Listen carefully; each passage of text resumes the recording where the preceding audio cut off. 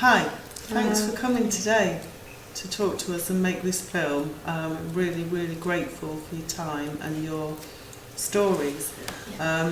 So would you like to introduce yourself? Would you like to start, Roma? My name's Roma. I'm a recovery alcoholic.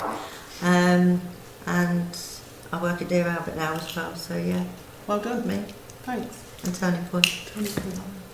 My name's Amy. I'm also a recovering alcoholic addict. I'm quite new into recovery. Recently been into detox, so just getting into recovery, giving back to what's helped me. Oh, brilliant, brilliant. Well done. I'd just like to start because what we're going to focus on is alcohol and relationships. And I thought we'd have a chat about alcohol and relationships. So firstly, Amy, what was the impact of alcohol on your relationships? What happened?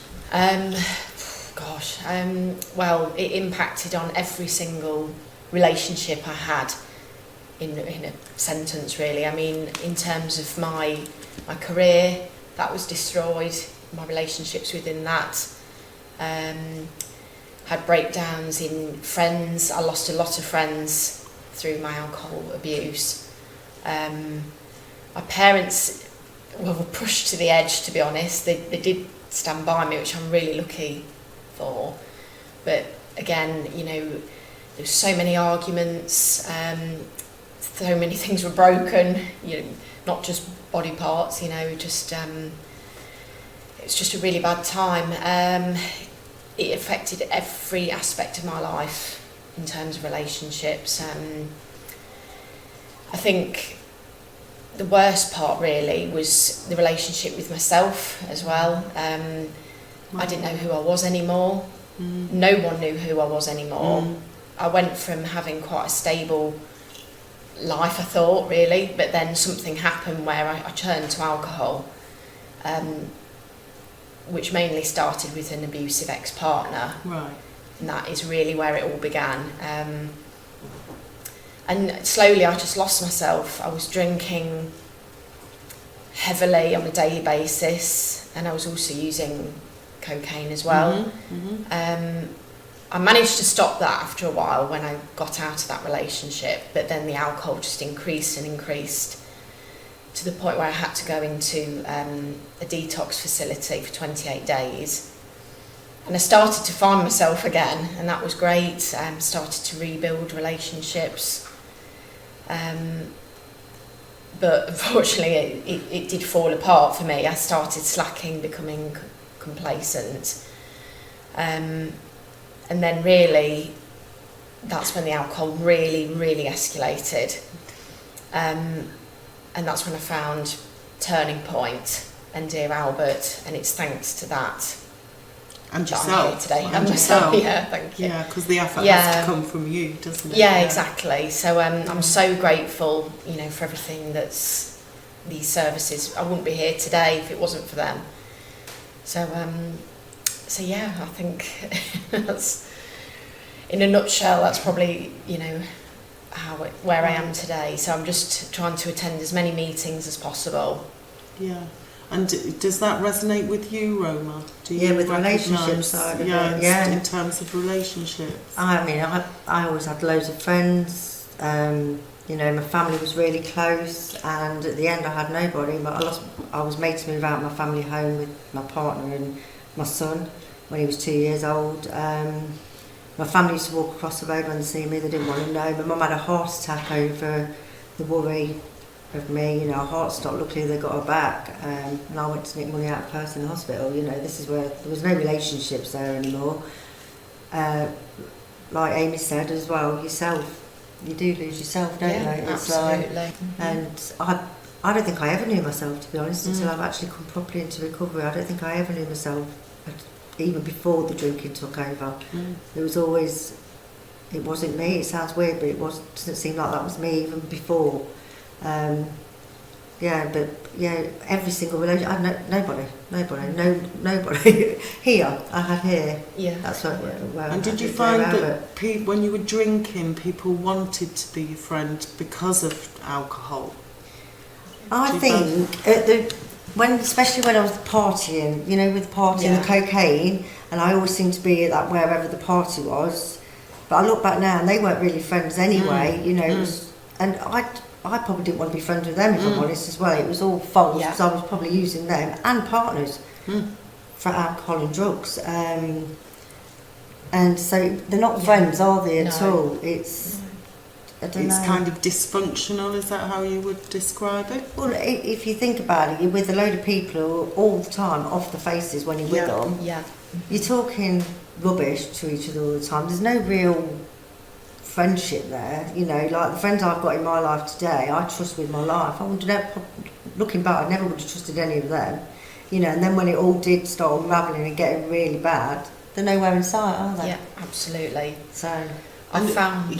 Sorry, carry on. Sorry. No, you carry on. I found my friendship circle has completely changed.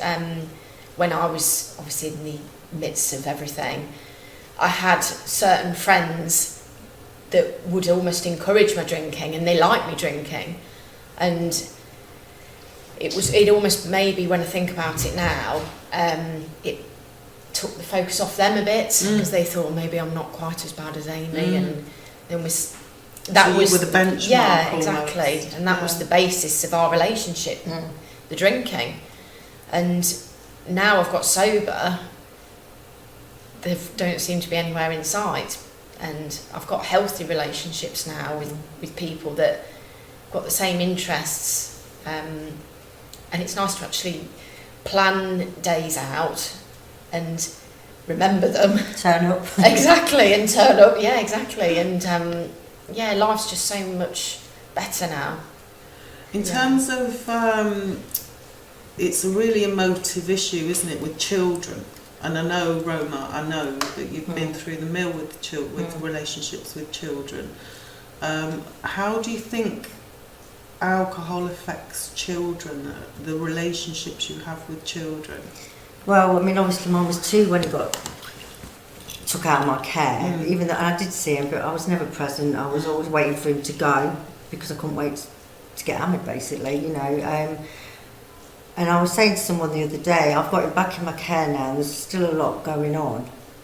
And even though I'm not recovered, because I've never been recovered, but I'm not drinking or whatever, my son's not recovered. He's nowhere near. He's nowhere near. How old is he? 9 now. 9. But he's nowhere near recovered. Okay. You know, there's a lot of anger, there's a lot of getting private counselling, you know, there's a lot of insecurities, everything, because his mum wasn't there. Mum wasn't present, you know, he didn't see his mum, I didn't live with him, you know. And even though people say kids are resilient, which they are, they're really resilient, it's bound to have an effect, isn't it? And just because I'm not drinking anymore, and he's back with me, you know, it's been horrendous. It's been probably worst, in one respect, worst year of my life, because of the anger and hitting me, you know, but it's all just, he's a child. He doesn't know how to express himself, you know, and he doesn't know what an alcoholic is. He knows I can't drink, but he doesn't know, and he doesn't need to know, he shouldn't have to know, you know, the things and the things he's seen, you know, with me kicking off, me trying to bang the door down to get to him getting arrested, you know. He shouldn't. His dad hitting me, he shouldn't, because I was that drunk. He shouldn't have seen any of it, and he remembers more than what I realised, because I thought he was so young. He remembers a lot. There's a lot of talk out there that when particularly women are quite stigmatised when they drink and use drugs, and quite stereotyped when they drink and use drugs. And again, a lot of people will say they don't love their children. Can you talk about that a little bit? Because I believe that you do love your children. I love my little boy more than anything in the world, anybody, anything. You know, I give my life for him, but I couldn't stop drinking for him. I just couldn't stop, you know. And I wasn't allowed near the school at the end, so obviously social services were involved. The mums at the school gates, the looks I used to get, you know, and even when I went to treatment and I stayed away in Bournemouth, and I used to come back when I was sober, and nobody spoke to me ugly. A couple did, not many. And then when I come back, obviously I was having to go to the school every day, and I used to dread it. I mean, now I've got some of them women who look down their noses at me messaging me privately on Messenger asking because they've got someone in their family who need help, because it can happen to anybody, can't it? You know, anybody can get a drinking problem. And this sounds really daft, but I never used to dare walk around the village when I picked him up with a bottle of water. Because I was that panicky, people think it was vodka. And the other day the headmaster was coming up and I took a bottle out and I thought I was so thirsty and I thought I'm going to have a drink. I was so proud of myself because I'd had this, having a sip of water, but that's how it makes you feel, because people really do. Well, you're the scum of the earth. But that's a stereotype, isn't it? And to have that effect on you, to feel like paranoid, to have a drink of water is shame, actually. So shame, and especially... It is shame, but you're petrified that, because there's someone who don't want you to get well. There is some, especially some of the mums, some of them can be really cruel. They just look at you, you're a disgrace. I mean, don't get me wrong, I turned up at children's parties hammered, you know, I've done things which... They had reason to be fed up, but they don't want you to get well, and they wouldn't batter an eyelid to ring social services and just make an allegation over nothing, because because you've always got that stigma that you're the. I mean, I always say I'm the only alcoholic in the village, because I was in the village. You know, if there was an ambulance, it was for me. It was a bit of a standing joke with people, but most of the time, though, a lot of it's been so positive. You know, people are so. You know, wants to see. You know, no one wants to see you die, unless you're my ex-partner. No one wants to see you die. Do you know what I mean? So, as a woman, do you think it's harder for those reasons? What do you think, Amy? Yeah, I think women particularly, it is looked upon really badly. I totally get where you're coming from. I mean, in the village, I'm from Great Glen, which is a small village, and everyone knows your business, and word soon gets around, and it makes you want to hide away, and then of course when you hide away, what do? You drink more, and it's just a vicious circle. But yes, I mean, I find it frustrating that obviously there's men that go out and drink copious amounts, and that's never really frowned upon all that much. But I did used to drink a lot out, and it was just frowned upon. Oh, Amy's legless again or something, and I found it very difficult to eventually ask for help. Is that because people, you know, when you're drunk, you know, people laugh at you, here you go again, and you can't find a way out of that? Yes, absolutely. Yeah, I mean, it would just be a repeat, and then the consequences always got worse as well. And I just found I was just making more and more of a laughing stock of myself, and that for me, my self-confidence went even more downhill, my self-esteem. I thought I might as well get really, really drunk this time.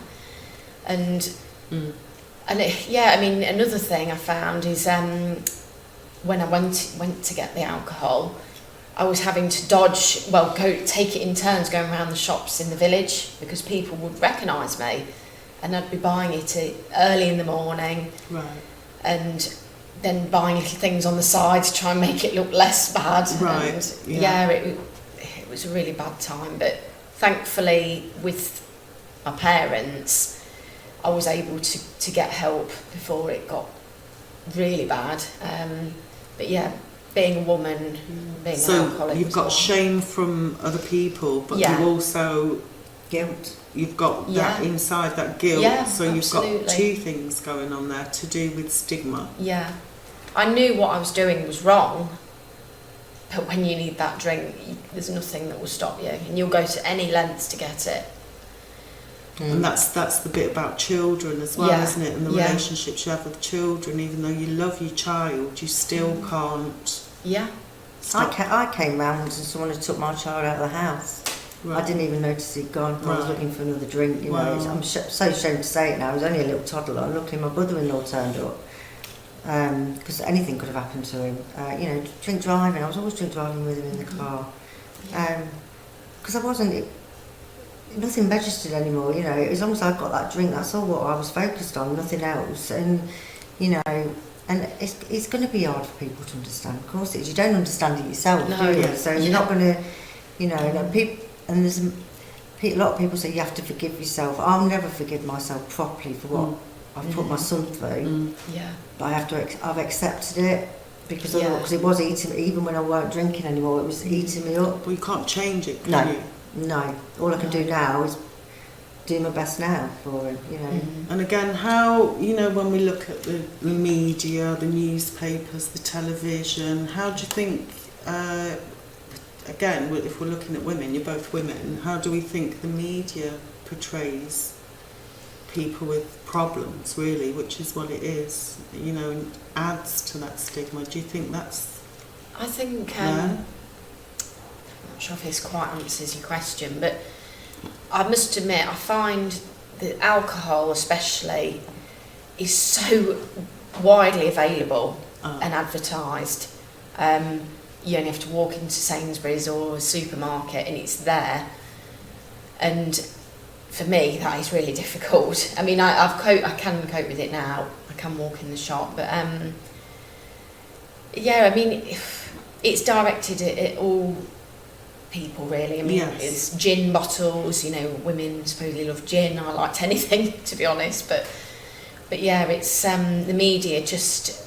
It's everywhere, isn't it? It is everywhere. It's in every soap, but when women...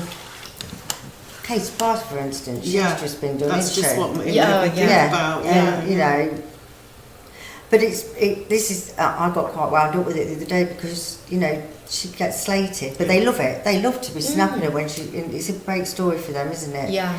But she's out shopping when she should be in rehab. You know, you wouldn't get away with that if you was... Right. You know, it's all...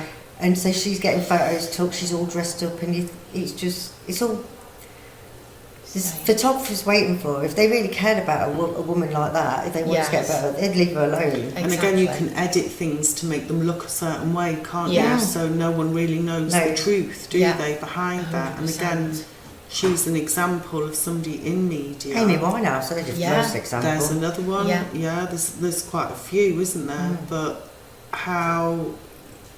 you know, you deal with that added stigma as well as your problem. That's the sort of thing that, you know, causes people more grief. Yeah. I remember when Paula Yates died. Yes. And was it her daughter's a pix? The late she died as well, didn't she? Her daughter, and she was in the room when they found her, weren't they? Yeah. And she, you know, it was disgusting. Yeah, the little Peaches, and then Peaches died the same with her daughter in the room as well. And it's like everyone was like, I can remember everyone saying that's disgusting, but I did it plenty of times. You know, I could have died quite easily when just my son there, you know, climbing around the floor. But they focus on all the negative aspects. Focus on the mother bit more than anything, don't they? Yeah. That you're supposed to be a certain way, and you're supposed to not have that. You're not supposed to have problems almost if you've got children, basically. You're supposed to be upright. I think there's a lot more women, I'm not saying they're alcoholic, but drink a lot more than what they will let on. Absolutely. Because they don't say anything, because they don't come forward, because of the stigma, you know, if they've got children. And it's become so normal now as well. Even when you go out to a bar, for example, there's bottles that are non-alcoholic, but look like they're alcohol, because people expect you to drink. Yeah. And it just, for me, it's annoying, because if you don't want to drink, you should just be able to say, oh no, I'll just have a pint of orange juice or something that looks like an alcohol-free drink. But we feel like we have to look the part, and I think that's a real stigma as well. And again, there's a lot of risks there that, you know, if you're in relationships and you're drunk, and it might be a difficult relationship, a codependent relationship, how do you manage that when you're both in that situation? You don't manage it, do you? You don't manage it, no. I mean, I was in that situation myself. It was an awful situation, really.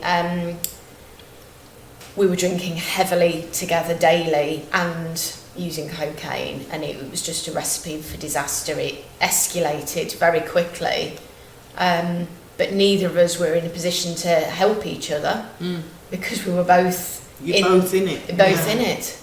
Yeah. So it's very, very difficult. especially, I know this is personal, but control, I didn't realise the control my son's dad had over me until I went to rehab. Right. And then when I started telling other people things, well, that's not right, that really isn't right. And he said to me, well, in one of his rants and raves, he said to me, you were a better mum when you were drinking. No, I wasn't a mum when I was drinking.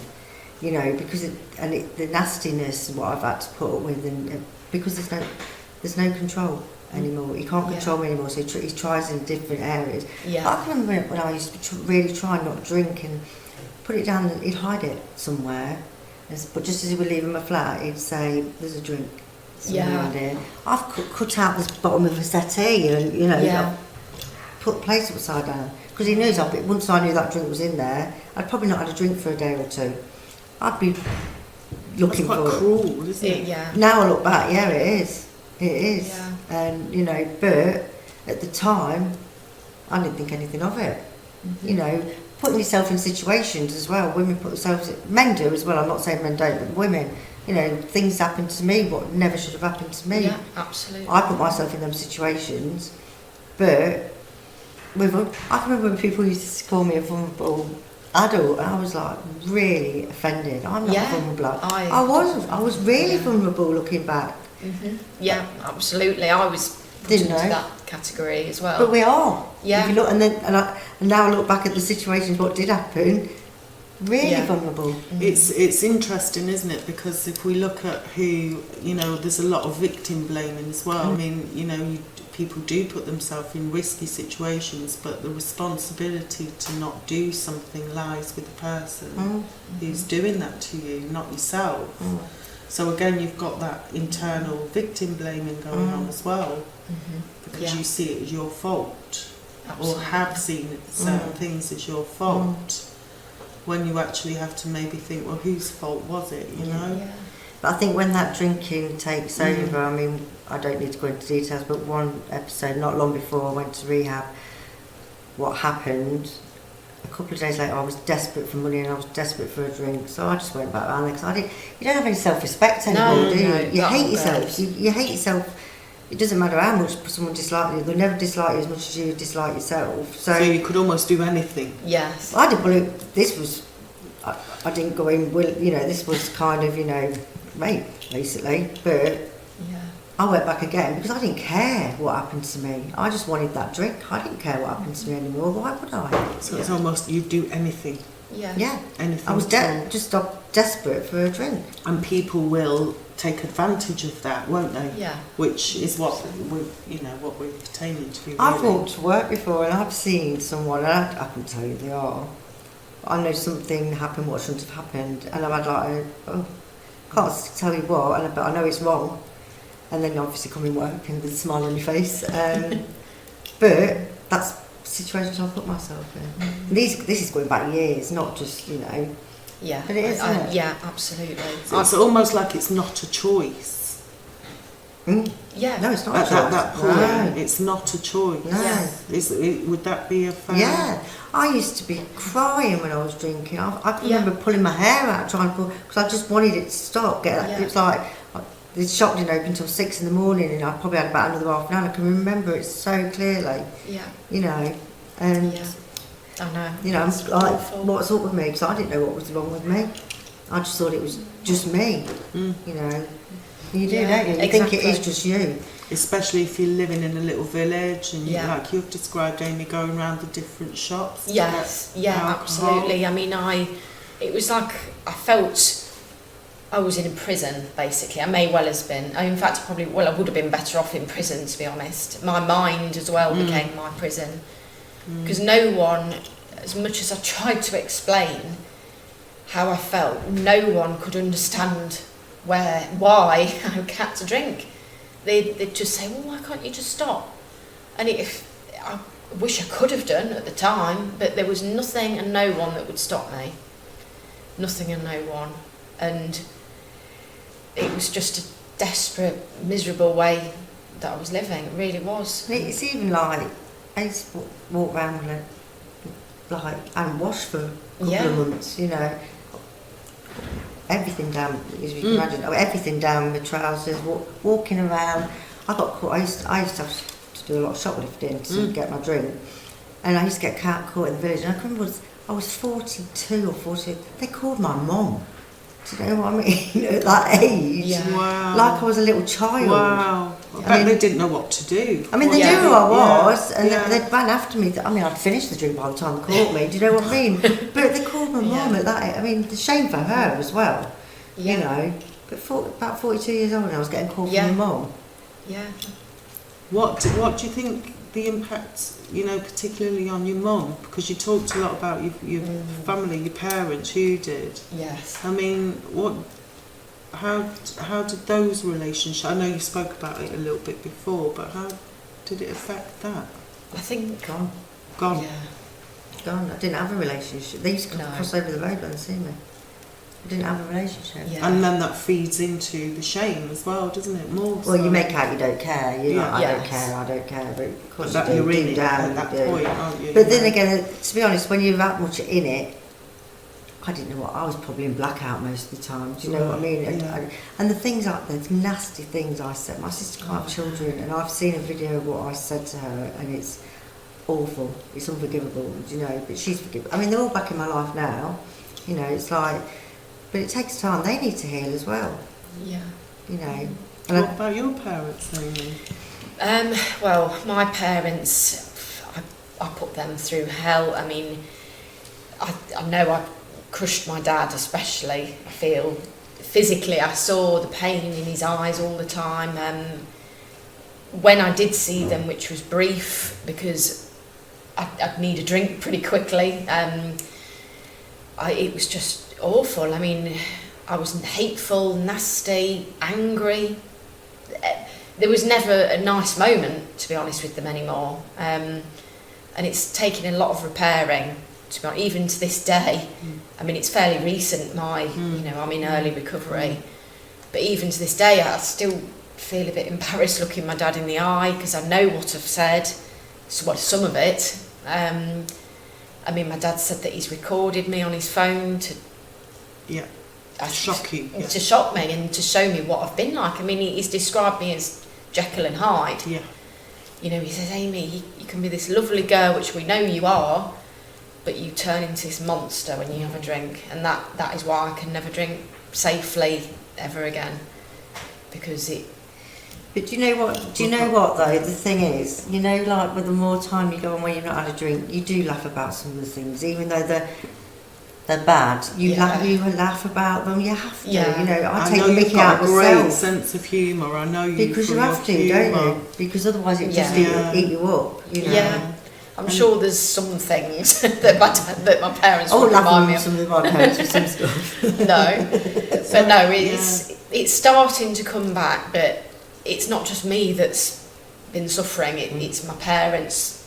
You know, all the people that are in my life that have suffered as well, and that's what I'm actually starting to realise now. The ripple effect it's had on all these relationships. We've got about 4 minutes left. So how do you feel now? For you, Amy, how do you feel now? A lot better. Physically, I feel healthier. Mentally, I feel happier, and I actually care about other people now. I care about my behaviour and, you know, how it's actually affecting people. It's just great to be alive today. It wasn't a few months ago. No. But life's a lot better. Alcohol free, definitely. Yeah. And how do you feel, Roma? How do I feel? The difference I've seen in myself more than anything, going through this court case as well, is I've got a bit of strength in me. I never dare say boo to a goose without having alcohol in front, you know, there. Just feel alright now. I feel alright. You know, it's hard, but I have to do stuff to stay sober every day. You know, and I will do for the rest of my life, and I know that. But I'd rather do that than, you know, go and lose it all again. But this time, I mean, I got told by the doctor I would not have lived. No. This time, that's probably would be. Yeah. I always, if I went back to that, I wouldn't want to live anyway. No. I wouldn't want to be alive if I had to go and live. If I knew I had to go back to that old life, it'd be done. Because I couldn't go back. No. Wow, gosh, it's amazing, and I think for me it's really moving. Well, every time I talk to people like this, I find it really moving and inspirational, and I hope that's the aim of the film, that other people will find that inspirational and maybe see how how it affects you, how you haven't got a choice at that time, how you might need some support, which everybody does, and what you've actually done is break that stigma down, so when this does get shown, you will help other people. People will be thinking, right, maybe I need to go and get a bit of help. So I'd just like to say a massive thank you to you both for talking about it so honestly. Thank you. Thank you.